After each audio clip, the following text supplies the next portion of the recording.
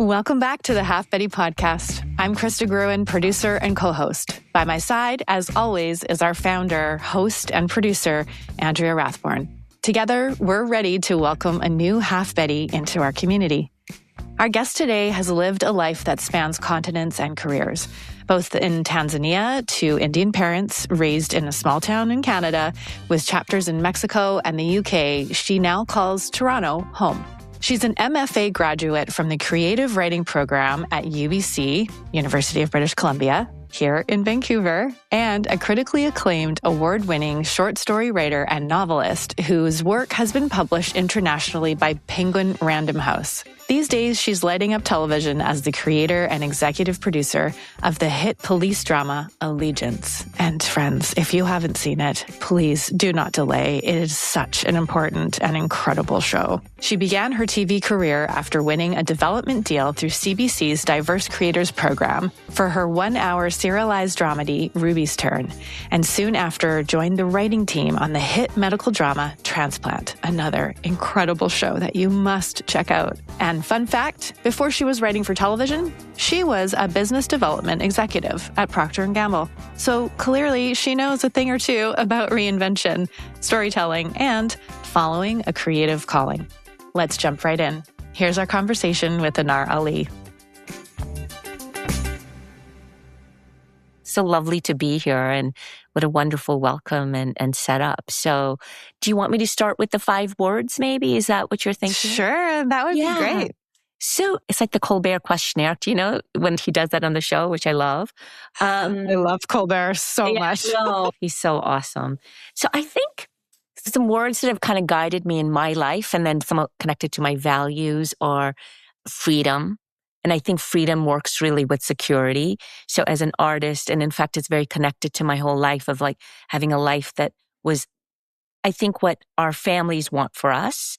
And especially when you come from an immigrant family, and actually all parents want this for their children, right? They want a sense of security. So if my life has been trying to achieve security for my family, and then also reaching for freedom. And so my life has really been that. And I think I'm now at a point where I'm trying to balance both, which is actually one of the reasons I also wanted to work in TV, because it's the one place where as a writer, you can really be creative and get into it. But at the same time, it offers security of so many things, including as simple as, because I'm a novelist who became a screenwriter and started in film at the CFC, and then right after I graduated, switched to TV. So TV does give you that sense of an automatic community of people you're with. It gives you a paycheck, all those things, you know, union benefits and so on. So there's that security. But really, if I have to choose between the two, I will choose freedom. So that's my kind of go-to heuristic. Not always, but often.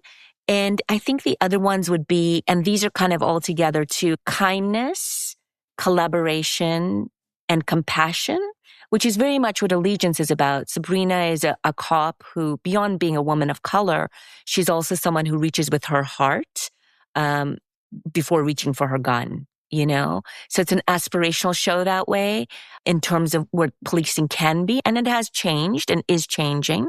But really, I think, for me, so much of it is about circles and sharing. And I think so much of it required is kindness, whether you're working with people or not. So I think that's really important for me, which is tied to community and collaboration and circles. And just a kind of a fun fact that, you know, Sabrina is Punjabi Sikh in the show, and I'm Ismaili Muslim.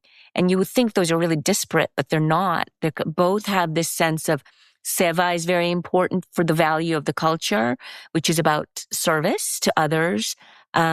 This idea of oneness, meaning one God, but also oneness in terms of we are all one, which is such a great way to think about the world, right? Especially at a time when we're being encouraged to divide ourselves in tribal ways. There's so many things that bind us together. So that idea of oneness as human beings is really also important in that a thing of community.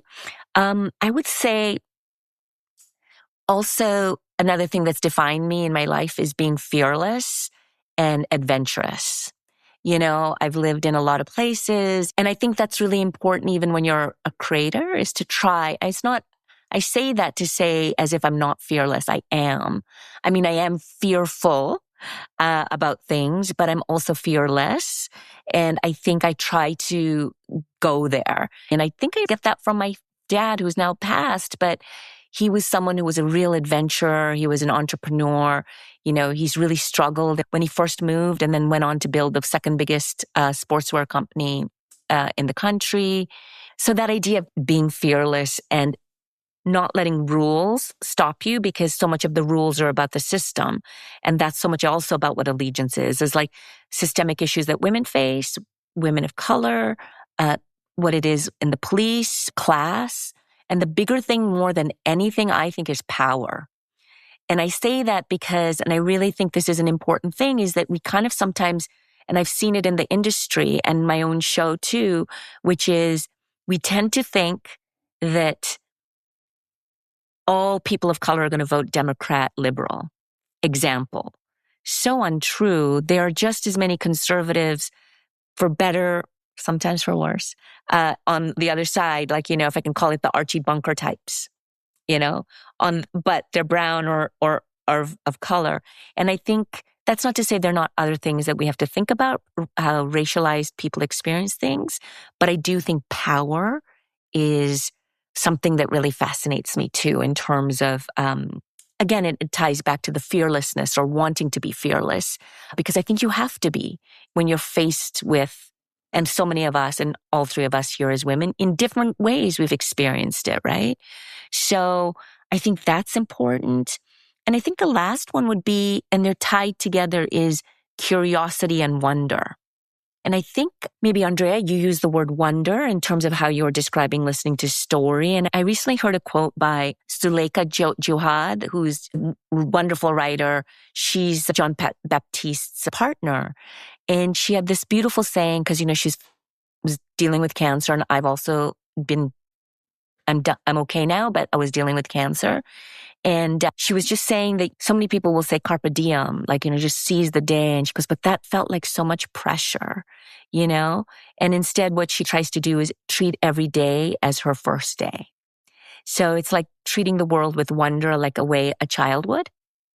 And it's kind of what you were saying too, Andrea, this idea of hearing something for the first time, or, even as simple as getting up and just feeling the sun. What we talk sounds so simple, but it's true. Like, if you think to yourself, this is the first time I am seeing the sunrise. Wow, what a concept, right? So I think those are the things that I would say are generally my things that I kind of have as my values, or words that I try to use as my guides in life and almost everything. So yeah. Yeah. Well, that all pulls through your writing. That's for sure. Thank you. Thanks for sharing all of those. They're all very powerful. And I want to talk about power and how that came into your life and how that showed up, and then about politics as well, because I feel like that's a lot of what's present in allegiance. I mean, it's so layered, but I'm curious to know if you can look back and find a time where that became really clear to you, that those subjects that you wanted to speak about and write about. And when did that happen? Were you always curious about power and politics? Yeah, I think I was. And, I'll share what the allegiance part was. But in terms of me as a kid, I remember like early days Canada. This is small town Alberta, Red Deer. I went to a county school because my parents owned a motel, but it was out of town. So we had to be bussed into so all my friends were from farms and ranches and acreages. So the rodeo was the highlight of the year. And it was how I grew up, And one of the things I remember, and I was sharing this with my partner recently, is that, it was in social studies class, and Mr. Lemke was my teacher. And there was this thing where we had to do a project on a country. And I think I either was assigned Nicaragua or got Nicaragua. And so I'm doing my thing, and we had to talk about the country, but what our thoughts were, we're so little, but still. And I was grade 4, actually. And I remember talking about the Sandinistas and the government in Nicaragua, and really actually talking about how actually communism and socialism works. And that, and my teacher was really surprised, and he was like, but you don't, you were talking about some of the negatives, and it's true they are.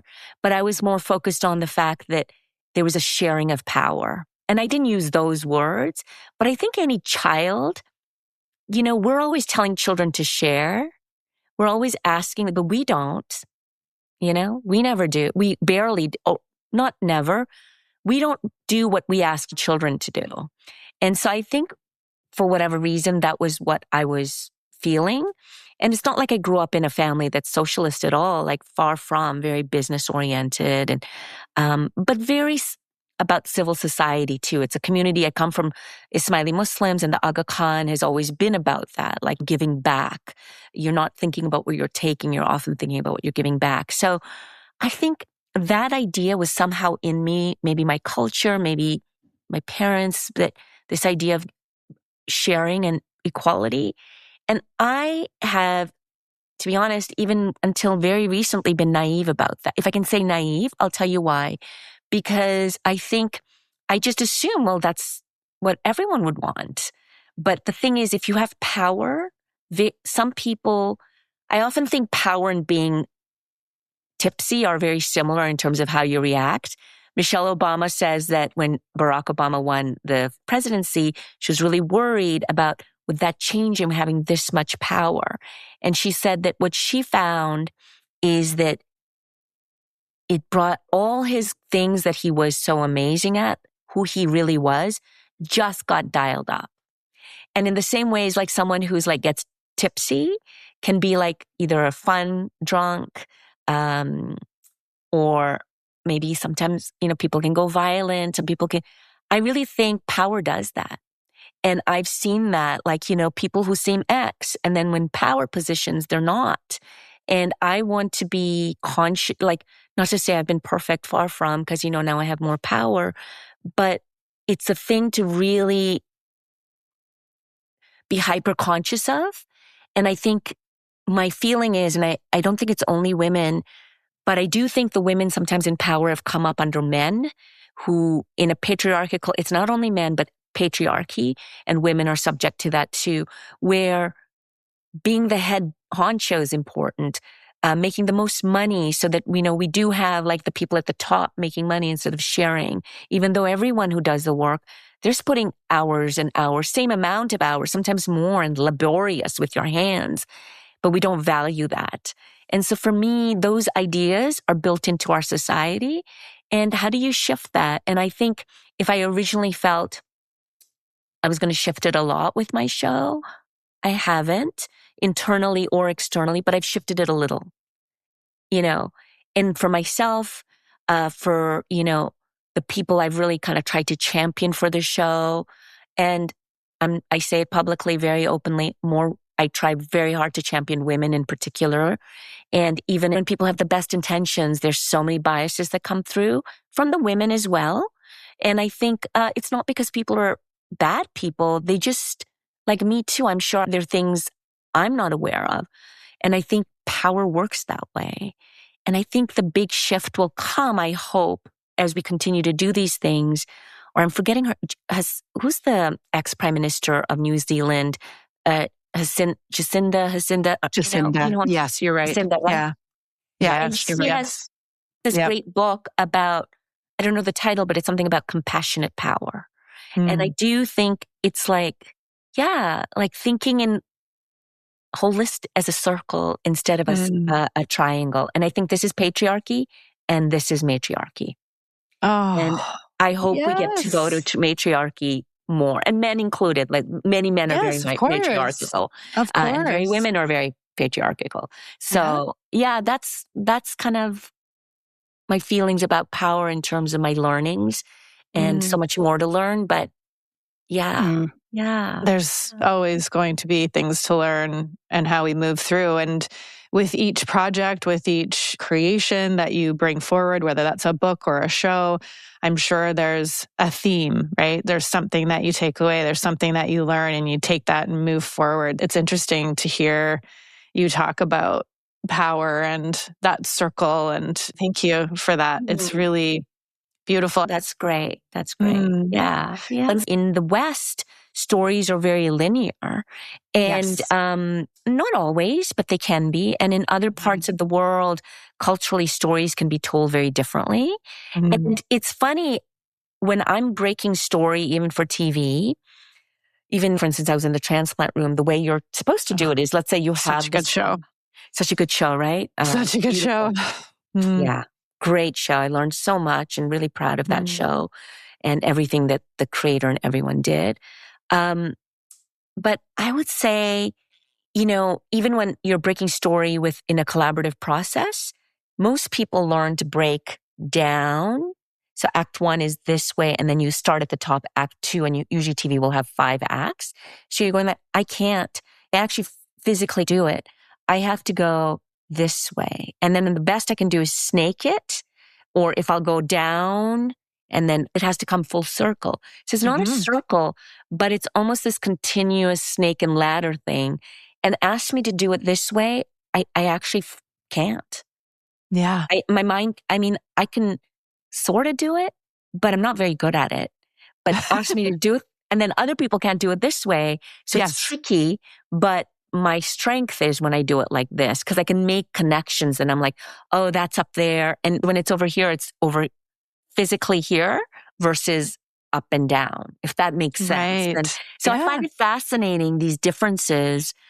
And that too is connected to power and the way things are done. And this is more, story is linear, is more hierarchy. It's like you have all of this, even when you look at the story charts that you learn formally here, it's like stuff happens, there's an inciting incident, there's complications, you get to the climax, but that is a pyramid. And then the denouement, right? The after, where even our structure is power-based.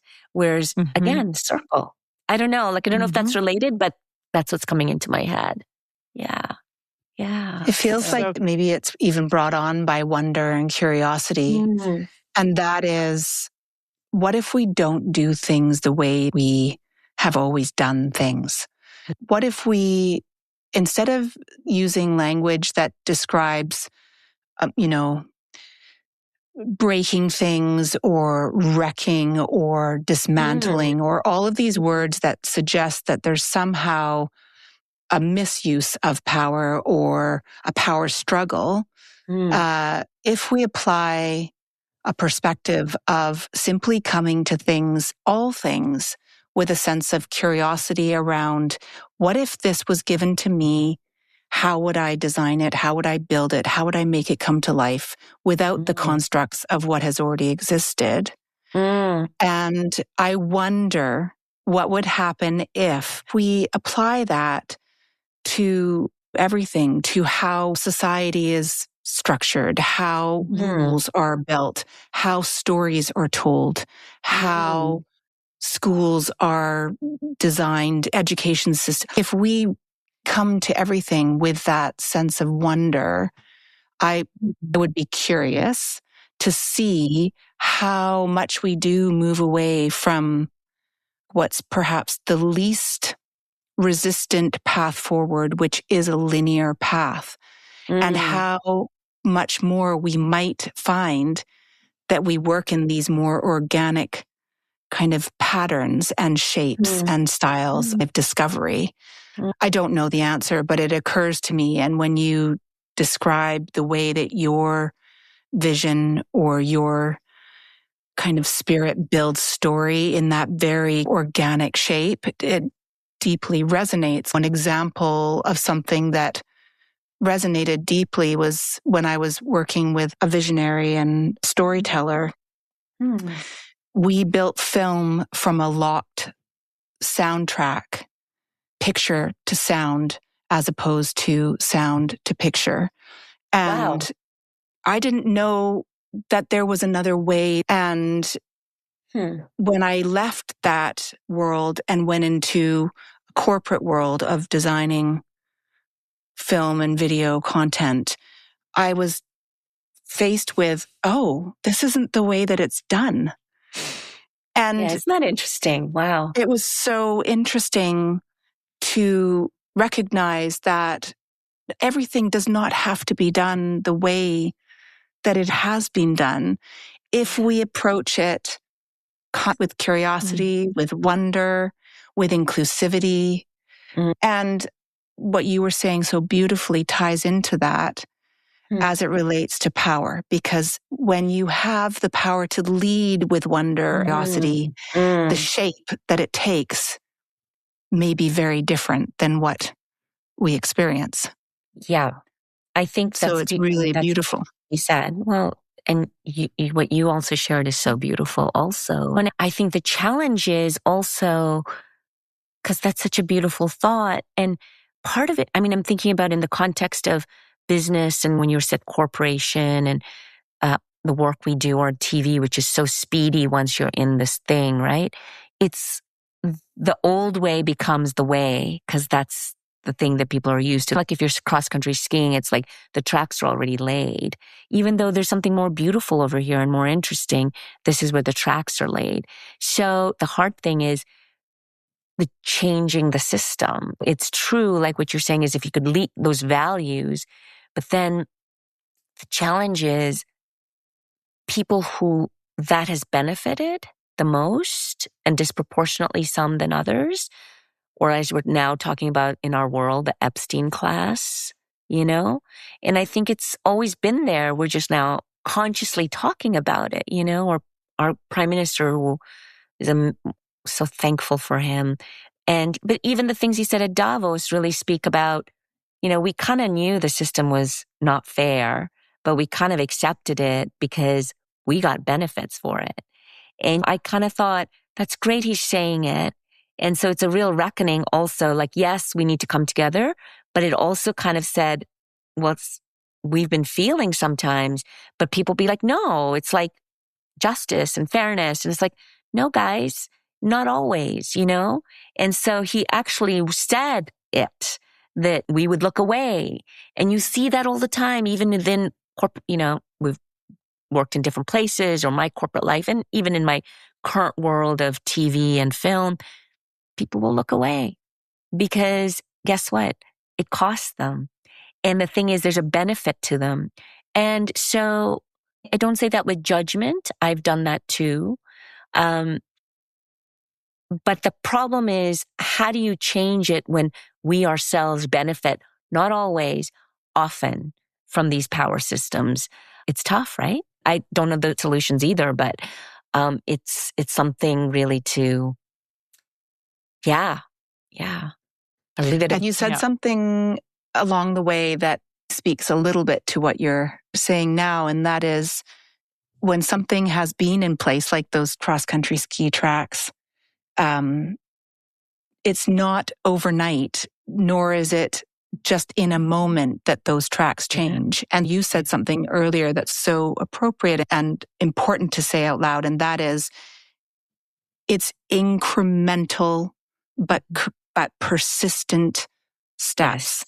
And even though those changes may not feel grand and they may not feel as though they reach as many people as we want it to reach, if we reach one person, if those stories or those incremental shifts in behaviors and in thinking and in wonder and curiosity, if it touches people every single day, every moment, and incrementally makes those changes, that's the way to the change being in place and having traction and permanency in its energy.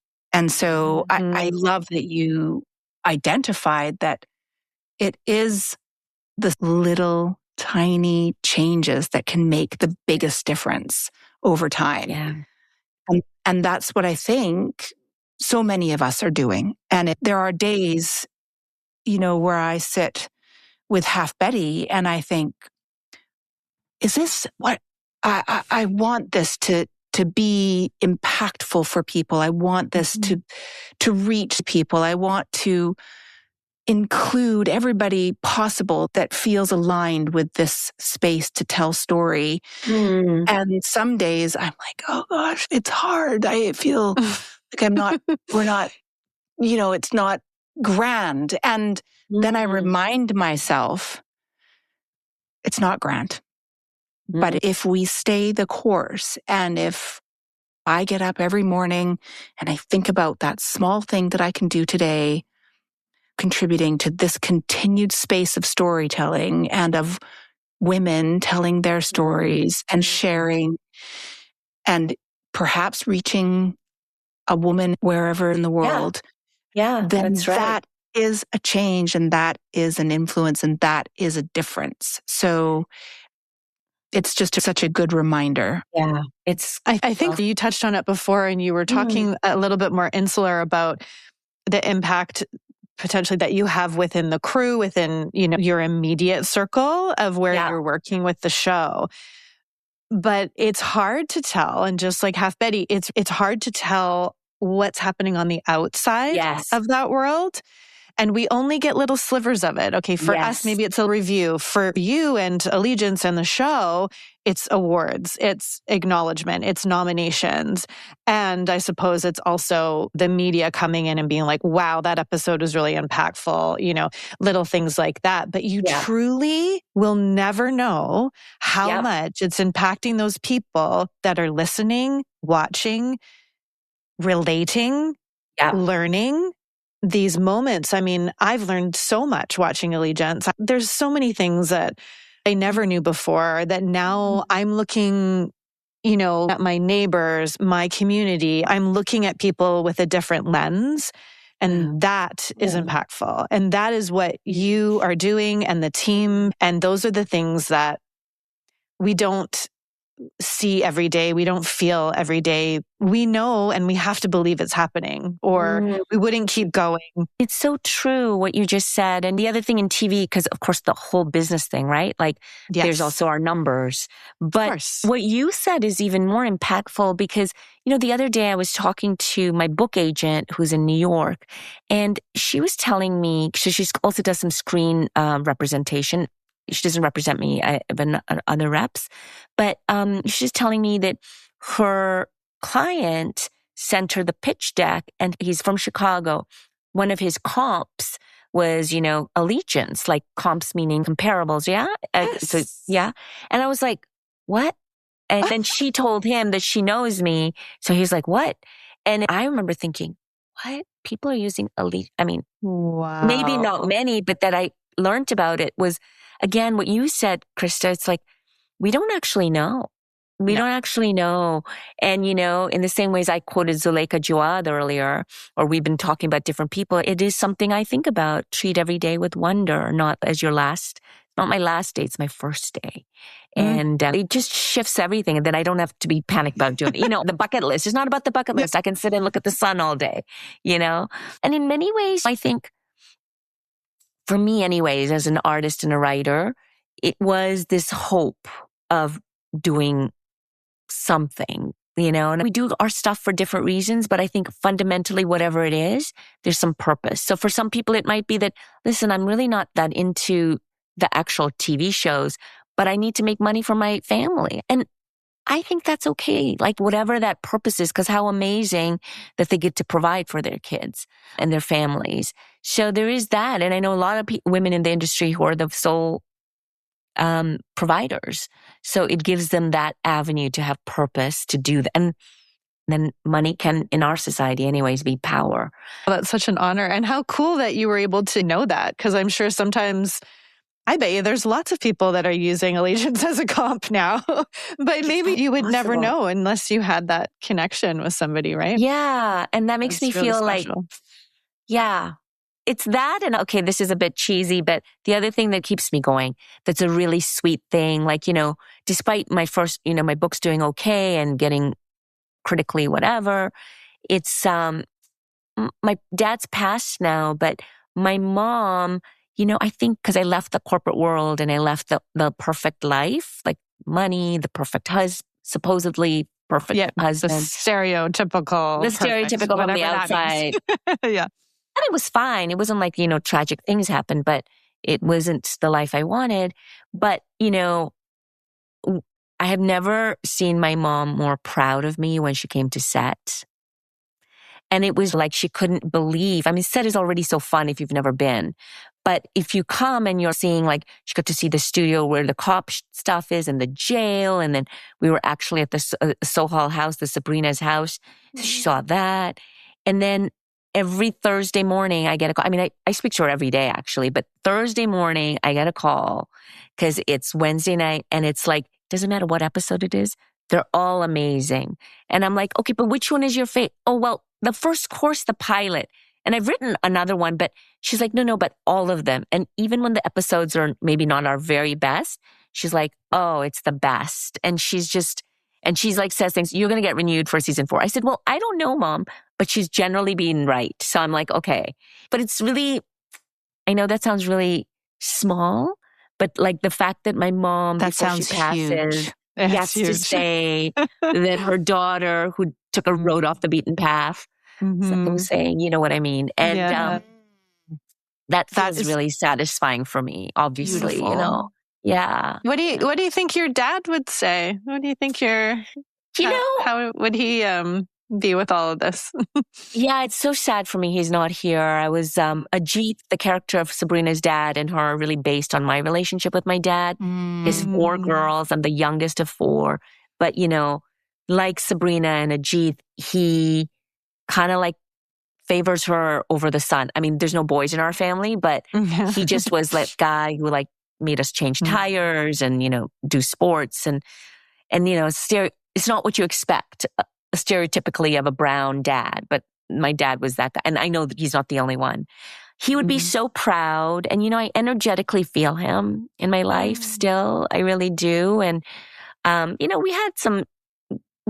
even though we were close, when I took this turn into writing, it was really hard for him. And so I think for him to he would be just really proud. And I think in many ways, what I always used to tell him, although I didn't have quite the level of success I have now, I'd always say to him, but, you know, Dad, look how long it took you to, you know, really hit your success, like in the typical ways. And I said, you know, I'm an entrepreneur too. It's just, I'm not building businesses, even though it is a business too. I'm building, you know, I feel emotional talking about it, but he didn't really buy it. But now I think if there is such a thing of like afterlife and they get to see us, if that happens. And yeah, I think he'd be really proud. And that's satisfying, even though he's not physically here. I think I'm hopeful that there's a weird thing that allows him to feel it. I feel it. I feel it, you know? So, if you feel it, then it's true. Yeah, absolutely. That's beautiful. Yeah. Thank you. Yeah. And those people, those loved ones in our lives can show up in all kinds of different ways. You know, I talk about this a lot. My dad passed away when I was really young, and my mom and I, when we see hearts or when we see numbers, certain numbers, there's 2 numbers that we see that we're like, oh, there he is. I know I'm on the right path. I know exactly what I'm doing. This is good. So it's good to acknowledge that. And it's also okay to be sad and to have those moments when we think of them and go, I wonder what they would say or how they would think. Or maybe sometimes too, it's a healthy way to, you know, make up and create something in our heads and our minds about what they would say, even though we just don't know, right? But we don't know. I'm sure he's, but it's so proud. Yeah, thank you. And there is something really like, you know, I mean, it's a whole other topic, but I do think it's connected to what we've been talking about. Like if, you know, we're talking about circles and how Chloe Zhao's been talking about, we've been talking about it. And it's like, you know, it's just not something in our culture here in the West we believe that much. Or if you do, it's considered very new agey or woo-woo. And yet many cultures do. Like I used to live in Mexico for 3 years, and during the Day of the Dead, it's like, that was the idea that you would go to the graveyard and you'd have it was not like, you know, how we do it here, like Halloween. It's a really like solemn thing, you know, of 4 days of really remembering your ancestors. And there's so many stories that you hear of people talking about this idea of whether it's their parents or before that coming to them.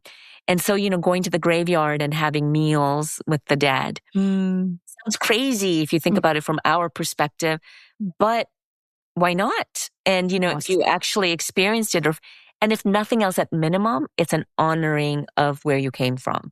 If nothing, and if you don't believe in all of that, then it's like, well, still this honoring of where we are now. So, which is quite beautiful too, right? So, and so much of how we've come to where we are now is about the people in our lives, maybe someone who's just come through our life for a day, others, family who's been with us the whole entire time. We experience these things and we are who we are because of the people in our past. It's important to honor them. It's important to remember them and thank them. And even for the hard times too, right? Because those hard times make us better for it. If we can have that perspective, right? Right. Yeah. Not always, but if you can, for sure. Yeah. For sure. I feel... Okay, go. Oh, sorry. So many questions. Go, Andrea. I was just going to layer in, I appreciate the story of both of your dads and the influence and the carrying of them through where you are now. And, I think that's a topic that is for many very touching because of what we've talked about, which is legacy, generations, where we come from, the influences of our families and how we carry that forward, whether we take the influence of those that we truly believe have helped us be who we are in a great way and how we carry those things through, but perhaps how we leave behind some of the things that maybe didn't sit with us or didn't work for a world that we're in now. And it's very touching to hear of both of your stories of your dads because you've both lost your dads. I still have my dad. Yeah. Yeah. No, it's hard. And I'm very grateful. And I'm very grateful. Sorry. No, take your time. But it's touching because my dad, he's almost 83 and he's had enormous life challenges that he's been so incredibly resilient and strong. And he's so aware of who he is. And so launching Half Betty, digging back into writing, doing my art, doing all these things that were brand new and full of complete risk and wild, like, what are you doing? My dad, over a game of crib, or backgammon, whichever one that we were playing, he had just heard a Half Betty episode that Krista and I had launched. And he just had a look on his face and he just said, "I'm so proud of you." Wow. Wow. And I feel so grateful that there are parents like your dads and parents like my dad, mums who are those people for their children at all stages of their lives, and that we can learn from them and we can take from them, whether that's something that's been really hard to learn because perhaps they weren't able to show up the way that we wished that they had, or that they had shown up the way that they did. But one way or another, I feel very drawn to this story of carving out our paths and recognizing that what we're doing pulls along the stories and the threads of those that came before us, and that we have the opportunity to continue the good and to shift the things that didn't work and that were not coming from a place that supported people. So I really appreciate that both of you channel your dads, and your mums and your families, and that we are in places of reimagining this part of our lives, this second coming of age. Yeah, it is. And I would love to know more about your own story of shifting from that corporate world into where you are now, and what that path looked like. Sure. And thanks for sharing too, Andrea. That was really so moving, and how beautiful, just how beautiful about your Thank you. dad, really. Yeah. I mean, for me, it was, I kind of touched on it a little, but in a nutshell, I was in the corporate world. I would say unhappy, but this seems too extreme of a word, but a little bit. No, this is not extreme. Numb in my life. I was just thinking this morning about something because my partner and I laugh a lot about, and I was like, oh yeah, we're not married, but we've been together for a while. But my marriage, I was married to someone, my childhood sweetheart, actually. And, that's a fun story because I was the nerd and he was the hot guy, and it was Red Deer. And of course I was never of interest. And then, I lost my glasses and my braces, and suddenly he was interested. So, and then years later, we got married. So it's kind of a fun story, but it was a kind of a numbness that I think you just kept at bay. And the thing is, or you just thought this is just what you do. Like, we had the right house. I was making a lot of money. He was becoming a chartered accountant. I was working at Procter Gamble. Of course, the natural next thing is kids. All the things. So we're on that track, and of course, from the outside, it's like, oh my God, it's like the perfect life. And when I first got married, I'd written as a child, but it was discouraged, right? Because what are you going to do with writing? Even though my math teacher was so wonderful and we'd do separate math problems because she thought I was good at it, but she also was a poet. So she'd introduce me to Robert Frost, and she also encouraged me to write poetry. But I always put it down to this. I was walking home from my corporate job, climbing the corporate ladder, all of that. It's about a year since I've been married, maybe a little longer. I can't remember. And I see a pamphlet on the sidewalk, and it had a brown face on it, quite a dark brown face.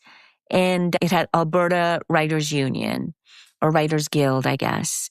And I picked it up because of that face. And it was Shyam Salvadori, who is the writer of Funny Boy, and, such a key novelist, and it became a movie through Deepa Mehta. And also so good. So good. And he has there's this conference in Banff for the Writers Guild. I decide to go. My husband I remember thinking, this is weird. What are you doing? And I was like, I don't know. Just feel like I need to go. And he didn't want to come. So I'm like, okay, I'm going to go. And I remember being there. I didn't know anyone. And it was just emotional. I was just crying the whole time. And it was like not publicly, but I would go to the room and be like, oh my God, this is like I can even evoke that feeling of it was like touching something for me. And Shyam at the wine and cocktail thing, it was like, he came over to me. He's like, well, this is boring, right? And I said, well, no, it's fine. And he's like, oh, it's boring. Let's go for a drink. And I said, okay. I'm like, oh my God, the writer is asking me for a drink. So I'm like, okay. And we just connected, and I told him that I was I was just feeling like maybe writing. I want to try it. And he wrote in his book that I had bought from him, it says, Dear Anar, take the plunge. It's worth it. Love, Shyam. Well, that was Saturday. No, he wrote that on Sunday. I went in on Monday and tried to quit. And it was like, and it was like, just because I was like, and of course, my partner, my husband thinks I'm crazy. I think it's just, but P&G, because I was doing so well, and it was a company from Promotion from Within, they thought I'd just lost it for a minute. So they're like, and so we did this thing where they gave me one day off a week to write. And then it went from there. And then a year later, I decide no. And I also decide, the marriage really shifted. There were already things that were off in the marriage in terms of us. And also my childhood sweetheart. We were young. But then I chose to leave him. So, for my family, this immigrant family, I have the perfect husband. I'm making a lot of money and I'm leaving all of it. And P&G convinced me again to take just a year off and come back because they're sure that it's just some sort of thing I'm going to work out. And, in truth, looking back, when I tell young people now, it's like, hold on to it if that's the situation. Because I didn't realize, I was like making all this money. I had money, but I wasn't thinking like writing was going to take forever, how hard it was. And you make no money. I was becoming an novelist. So that was what started me on this path. And it was really a little bit of getting to a cliff and seeing the view you wanted, but it's terrifying. And so sometimes I think, I maybe should have taken slower. Like, actually, probably wasn't fast enough, And the thing is, I jumped without any protection, because my family was against me. Of course, I'm getting divorced. So I lost my partner. I'm now trying to, a new world of friends and much more liberal, open spaces. So I'm kind of having a coming of age, in every way. So yeah, and this was like late. And then it went from there, that eventually I write my books. I then go into the CFC because I'm like thinking, maybe film, encouraged by friends. And then realizing, because I've been living in Mexico, that TV was a thing. I had no idea. And so I was like, because film is a director's medium. I hope that's going to change and be more collaborative. And TV is where the writer is queen. And I don't need to be queen, but it's nice to be feeling that you can have influence and be part of something that's not dictated to you. And that's kind of how I landed here, to Allegiance. Yeah. So it's a big story.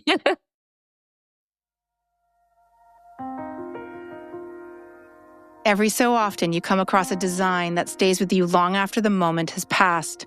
Zaleska creates rings that feel like stories you can wear. Thoughtfully handmade in nickel-free sterling silver and 14-karat gold, each piece is available in sizes 4 through 15 and designed to stack, mix, and evolve with you. Each stone is natural and every piece is crafted to last, without turning your fingers even a hint of green. Not sure of your size? Zaleska will happily send a free ring sizer anywhere in Canada. And for our halfbetty subscribers, we invite you to visit zaleska.ca. Discover the designs that resonate with you and use the code halfbetty for 20% off your first purchase. Thank you for being part of this community and for supporting the makers that we're so proud to share with you.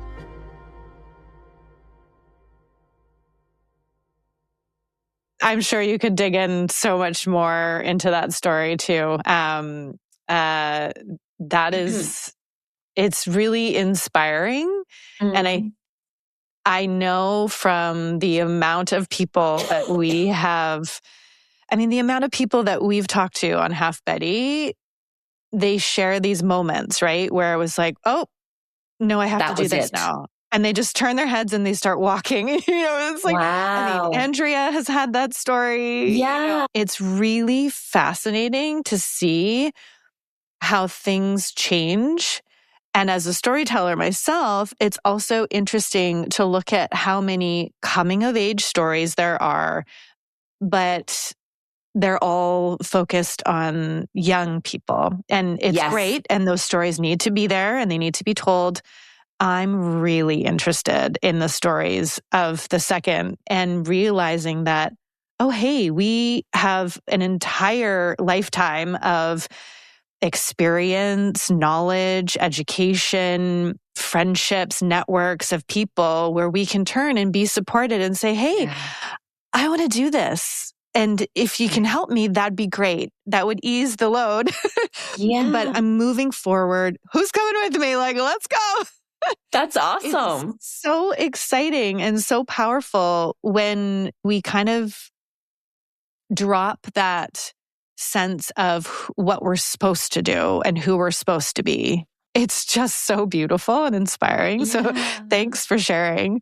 I'm really curious, stepping into Allegiance with all that you've learned and who you are, what kinds of things are you now, or were you able to do at the beginning to change perspective, to change the system, to alter the way in which this kind of story has been seen in the past, how it hasn't been told, how you as a person in your midlife have different ways of moving through these kinds of jobs and shows. I'm curious as to what are the little pieces that you brought into it that perhaps you got a little bit of pushback on or questioned about.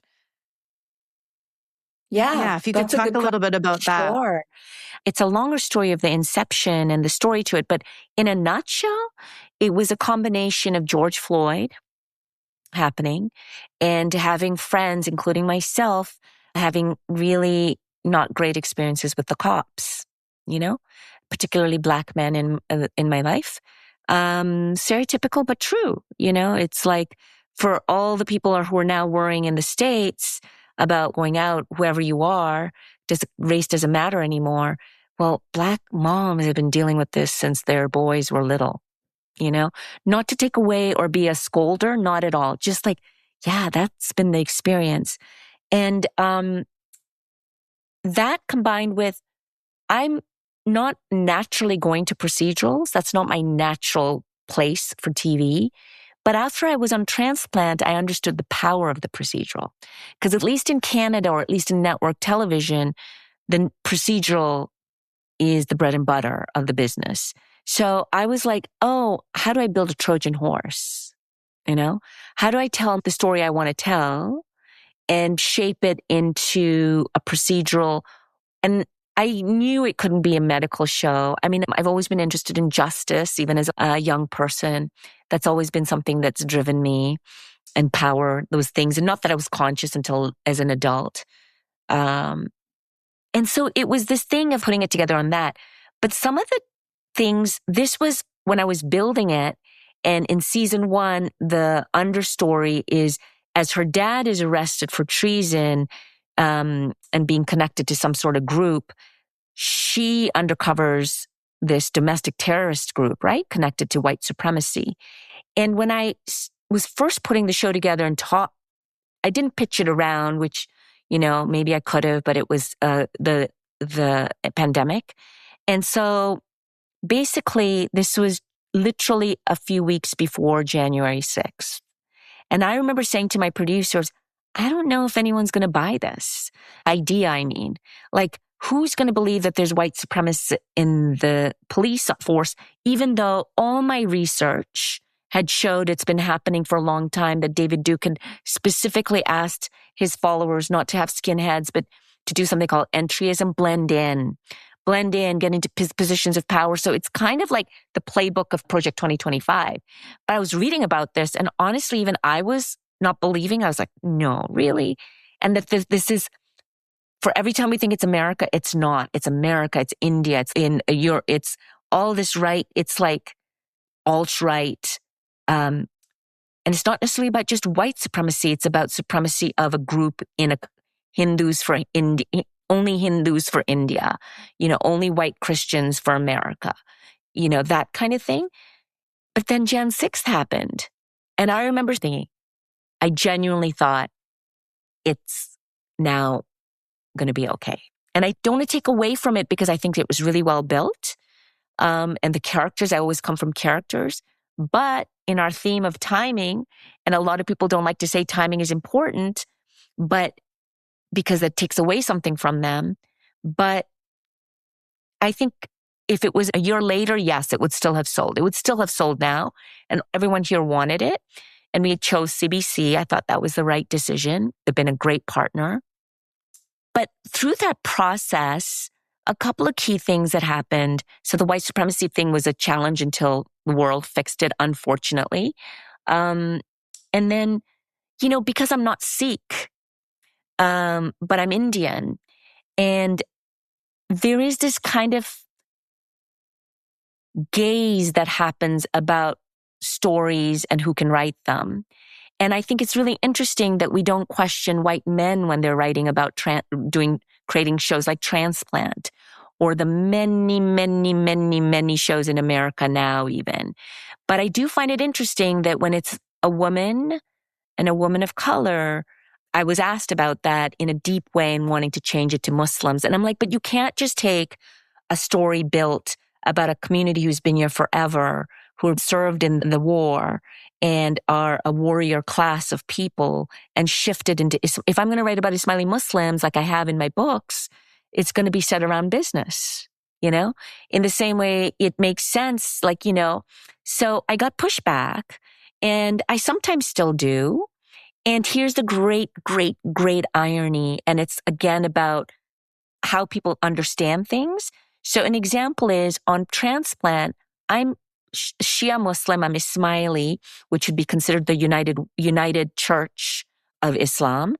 And it's a very esoteric religion. You don't wear hijab. The Aga Khan says things like, if you only have enough money to educate your daughter or your son, make sure you educate your daughter because we live in a man's world.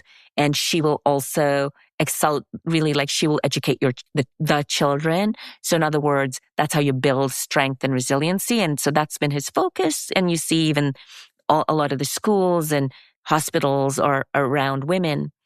And so different from some communities of Islam, but people never saw that difference. They just assumed I knew all of it. They knew because I was Muslim, so I must understand Syrian Sunni Islam. I had to study it. I didn't know it. But ironically, I know Sikh Punjabi culture because it's closer to Indian culture. And Supinder, who's a friend of mine for a long time, she was in my first film. It's not like I'm not saying I can do all of it, but certainly you need consultants. But I think authenticity was important. So I think that this box that we sometimes want to put some people in, but other people get lots of freedom, I'd like to continue to push and question that. And yet still making sure, for instance, in season 1 of my show, I had a lot of men on the room and I really had to fight to get women back into the room, So I think, again, it's not always ill intent by anyone. Sometimes it's circumstance, etc., that pushes it. But sometimes you need someone to advocate and push. And that has been how I've seen it. And on these things, it's been important to me. And it's tricky for a woman of color, a person of color, because if you're pushing for that, then it's like, oh, you're just being the cultural consultant. It's like, no, this is actually just part of the story and pushing it forward. So again, there are these ideas about how we think about things, and whereas it gives people a feeling of safety. I don't think a show like Heated Rivalry and Brendan Brady, who's the producer, I went to the CFC with him, and Jacob Tierney would have succeeded if they hadn't been steadfast of keeping their budgets low. It's a brilliant story. Jacob is amazing. Brent, everything. But they kept it really they had fights to have, they were fights. And I don't know, but I can, they've talked about it publicly, how, to keep making sure that all the sex stayed and, yes, it can veer towards soft porn, but keeping it because it's the community, right? And that's also the story. So I don't want to talk for them, but at least that's my understanding. So it's again, the theme of what we're talking about is how do you push and yet understand that I'm not going to change everything, but I know that there were some things that were absolute deal breakers for me. I just couldn't, unless I changed the complete show, I couldn't shift it from being, the only thing I could maybe do is and this is the other community that was connected to the war and has been in Canada for the same length of time as the Sikh Punjabi communities, the Chinese Canadian community. So, but I don't know that community. I know the Indian community, at least northwestern part of India, I know, So hopefully that gives you a perspective of the I have been surprised that I had to do this much. But I now see it as part of my job, that's just part of my job is, championing, advocating, and then also at the end, understanding there's so many factors at play and you can only do so much. And, everyone's doing their best, for the most part, everyone's just trying their best, so. Yeah. Going back to those incremental changes, those little steps that, might not feel like a huge change, but over the course of 3 seasons and hopefully 4, we can make these kinds of impacts and ask for the things that we want to see and who we want to be beside us and keep moving forward. Yeah. It comes down to that. And sometimes what we like to do is bring people in as consultants or like just as the side thing. And so when, you look at Jacob Turney, he has all that power and good for him to have done what he did with his show. And that's not to say he wasn't collaborating or doing all of that. It's just where we tend to feel sometimes comfortable putting power. And it's traditionally not been with people of color. And so that is something that I think is really important to do, because it does shift things, so, or it gets more authentic maybe on some things. Yeah, very much so. Yeah, that is true. Yeah. That's such a good point. Yeah. And that's why I think the more we have this kind of the circular way of trying, one person does have all the power and the more of the sharing. And just traditionally, because of the power structures, some people have not had access. So there's access, but then to your point, Andrea, is like representation. Because, inclusion isn't always, just because you include them as a consultant doesn't mean they have power or representation always. If the ultimate person making the choices is not. So it's like, how do you do that? Which comes down to like, pulling people in, also giving people positions of power so that they have that. And, it's of course more simple to say than to do, right? But, but it's something to aim for. So, I love that. Yeah. Well, it's truly beautiful what you've been able to do with Allegiance and all the work in your past as well. And I'm so excited about watching the rest of season 3. And it's on every Wednesday night, right? Yeah. And then hopefully we'll know about season 4 soon. Wow. Oh my gosh. Well, fingers, toes, legs, everything crossed for season 4. Well, your mom already said that season 4 is happening. Oh. So. Yeah, And she did. right. And she's been really good at predicting so far, but we'll see. But this was wonderful too. So lovely what you're doing. And it's so brave to leave that and start your own business, your own creation. And and the name is fantastic too. I love the name. It's unforgettable. It's unforgettable. So, Well, that's good. Thank you. Yeah, there'll be more conversations in the future, and we'll be following your career and see where it's going. Yeah. Well, so much of the work you're doing right now is going to color the work in the future. I would imagine. True. So true.